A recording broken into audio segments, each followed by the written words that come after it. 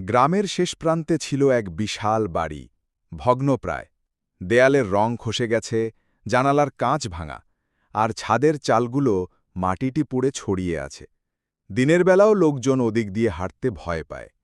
গ্রামের বয়স্করা বলতো ওই বাড়ি শ্মশান থেকেও খারাপ, কারণ ২০ বছর আগে সেখানে বাস করত প্রতিমা নামে এক বিধবা।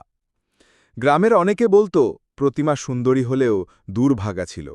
স্বামী নদীতে ডুবে মারা যায়, আর একমাত্র ছেলেটা ৫ বছরের। কিন্তু এক ঝড়ো রাতে প্রতিমা আর তার ছেলে দুজনেই হঠাৎ হারিয়ে যায়। পরদিন সকালে গ্রামের কুয়োর ধারে প্রতিমার মৃতদেহ পাওয়া যায়।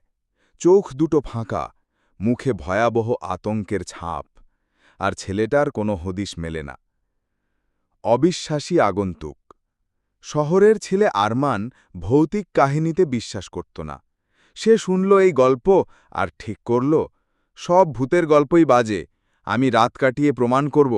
গ্রামবাসীরা বলল, ১২টার পর ওই বাড়ি থেকে দূরে থাকিস, তখন সে নেমে আসে।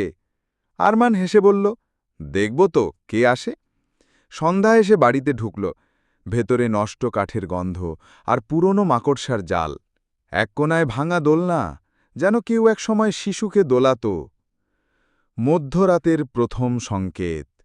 ১২টার ঘণ্টা বাজার সঙ্গে সঙ্গে যেন পুরো গ্রাম থমকে গেল। বাইরে বাতাস থেমে গেল, পোকামাকড়েরও ডাক নেই। তখনই ওপরের তলায় কাঠের মেঝেতে টক টক টক শব্দ শুরু হল। ধীরে ধীরে ভারী পায়ের শব্দ। আরমান টর্চ জ্বালাল, কিন্তু আলো সিঁড়ির মাঝপথে গিয়ে যেন হারিয়ে গেল। তার বুক ধড়ফড় করতে লাগল।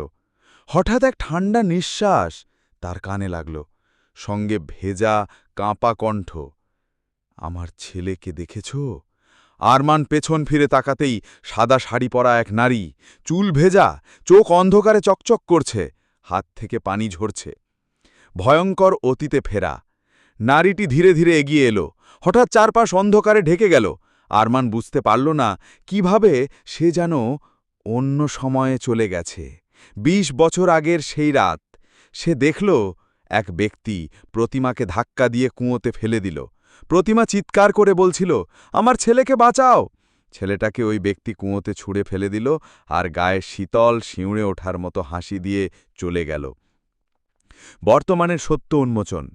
অন্ধকার সরে গেলে আবার ভগ্ন বাড়ির ভিতরে দাঁড়িয়ে থাকা আরমান দেখতে পেল সেই নারী, ফ্যাকাশে মুখ, শূন্য চোখ।